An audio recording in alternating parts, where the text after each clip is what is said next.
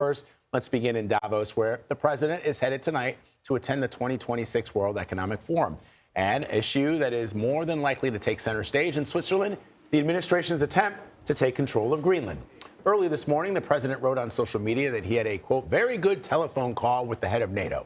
The president also said he has agreed to a, quote, meeting of the various parties in Davos, but it's not clear who they are. The president talked to reporters about his push for Greenland while leaving Florida last night. What do you say to European leaders in Davos when they push back on your Greenland plan? Well, I don't think they're going to push back too much. Look, we have to have it. They have to have this done. They can't protect it. CBS News correspondent Natalie Brand is joining us now from the White House. So it should be an interesting World Economic Forum, Natalie. What is the president expected to do? And to what extent will Greenland impact sort of the discussions that he's meant to have? Vlad, Kelly, I think this topic looms over Davos and is expected to just dominate the sideline conversations that happen there. As you heard the president previewing that he expects to meet with some NATO members while there and European allies, hoping to really de-escalate the tensions around this topic. But the president, in a series of social media posts, has signaled he is not backing down. Some of these provocative posts include private messages that were sent by international leaders, including one from French President Emmanuel Macron, which read in part, "I do not understand what you are doing on Greenland," and he asked to convene a G7 meeting after Davos. A French official confirmed to CBS News the authenticity of that message. There's another message that the president posted, he says, from NATO Secretary General Mark Rutte, saying he is committed to finding a way forward on Greenland. Now, CBS News has also reached out to NATO. The president, on his way back to Washington, D.C. last night from Florida, was also asked about his message to Norway's prime minister, in which he seemed to link Greenland to not winning the Nobel Peace Prize, suggesting that because he didn't win it, he no longer has an obligation to think purely of peace, saying he can think about what is good and proper for the U.S. In his comments to reporters last night, he also referenced Venezuela opposition leader Maria Corina Machado presenting him with the medal last week at the White House. Take a listen.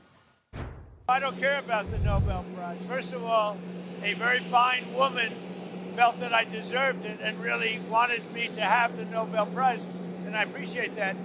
If anybody thinks that Norway doesn't control the Nobel Prize, they're just kidding. I really don't care about that. What I care about is saving lives. And I think I've saved tens of millions of lives.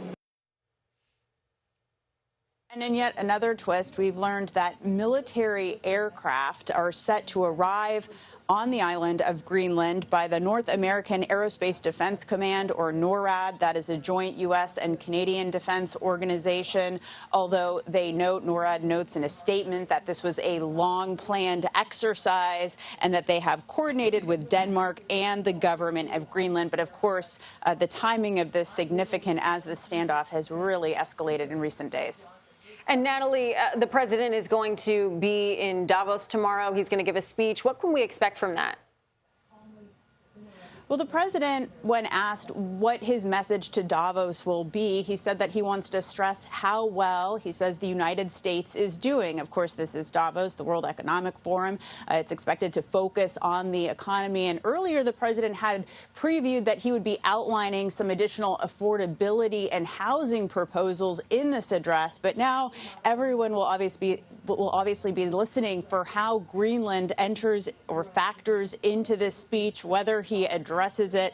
And the president, previewing Davos, said he thinks it is going to be a very interesting summit. All right, Natalie Brand for us at the White House this morning. Natalie, thank you.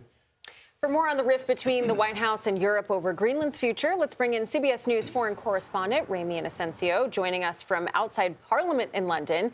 Ramy, earlier this morning, House Speaker Mike Johnson addressed British lawmakers right there behind you. What was the tone? Hey, Kelly. Yeah, good to see you. You know, it was a tone of warmth and friendship, which I have to say that if it were not during these massively tense times between the United States and the UK and the US and Europe writ large, that would basically be a non-headline of the special relationship. But these are very different times here, as we've just been hearing.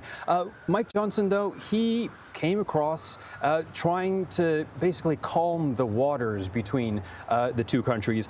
He said here, we've always been able to work through our differences calmly as friends. And here is more of what he had to say. I told the president that I felt that my mission here today was to encourage our friends and help to calm the waters, so to speak, and I hope to do so. As the Prime Minister said yesterday, let us look to agreement, continue our dialogue, and find a resolution, just as we always have in the past.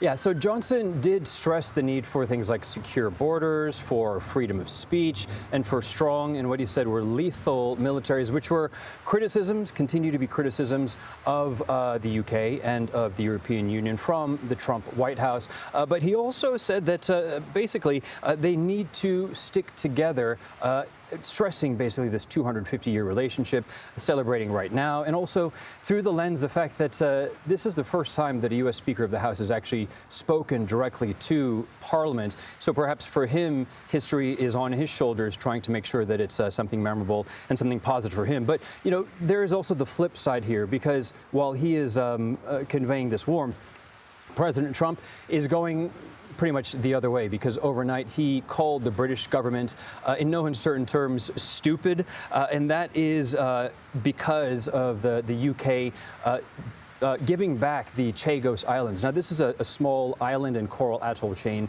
in the Indian Ocean, but it's strategically important because the U.S. has a military presence there for force projection into the Middle East and also into Asia.